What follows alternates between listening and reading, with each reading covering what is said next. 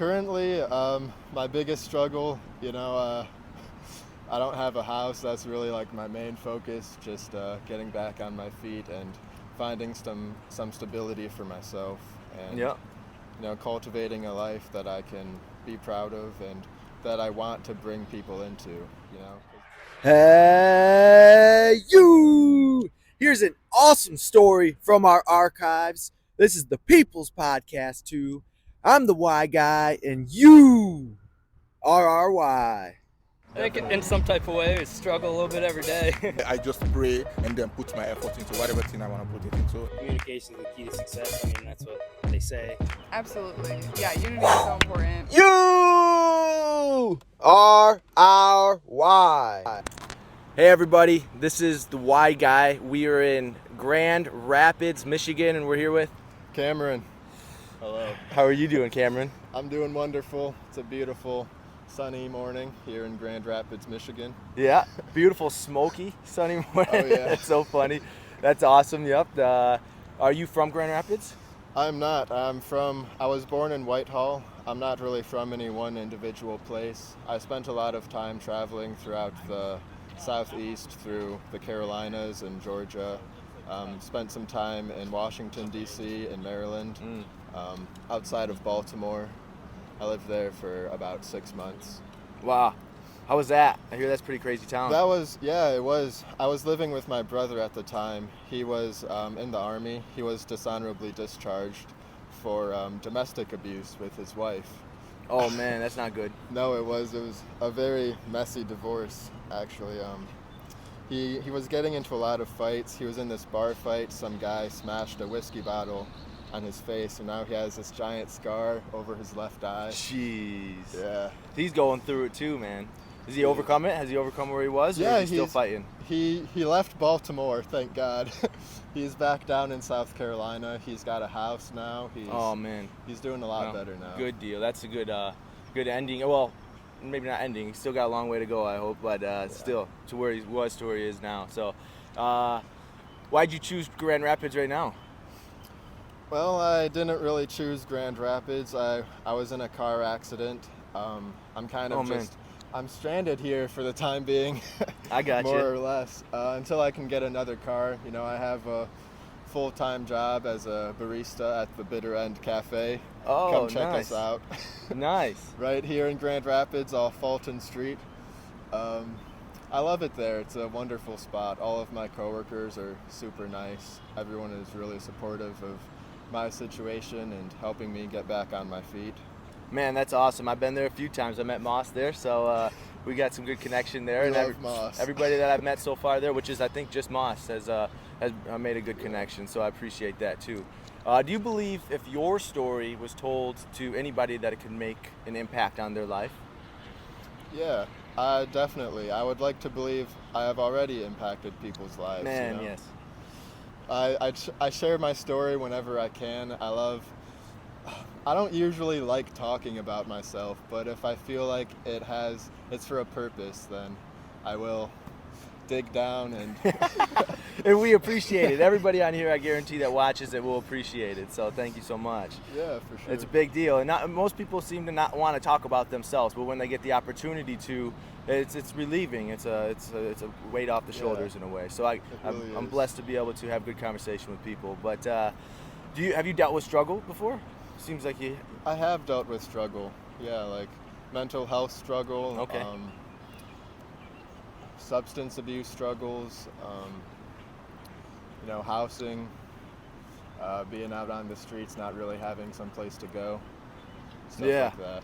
What's the one thing that you be willing to kind of break into that you're either overcome or you're overcoming that can make an impact on somebody's life?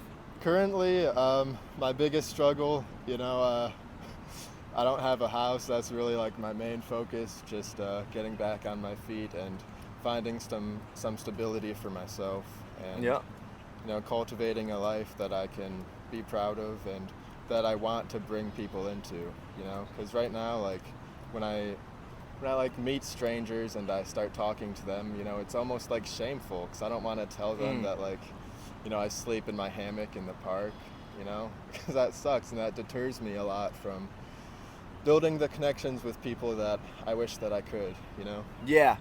Yeah. That's something that I think that not a lot of people are really aware about. Like, it sucks just like feeling that like you're a lower class citizen and that you can't really approach the people, and because some people, they really look down on people if they don't have a house. I know what you're saying. And it seems like you're still incredibly open to talking, having good conversation with people that are willing. So I think you have good awareness of, self-awareness of that, but also you're still willing to give your heart in conversation when someone's willing to listen, or even probably you're willing to give them feedback on their story too. So how do you maintain with a good positive attitude when you're going through what you're going through? I mean, I'm proud of my life. I'm proud of the decisions that I've made. I haven't always made the best decisions. I definitely have my regrets, like everybody, but I do what I can, and I realize that not everybody has been through the things that I've been through, and that gives me a special place, like I have a special point of view that not many other people have. I think that's a valuable asset, Yeah.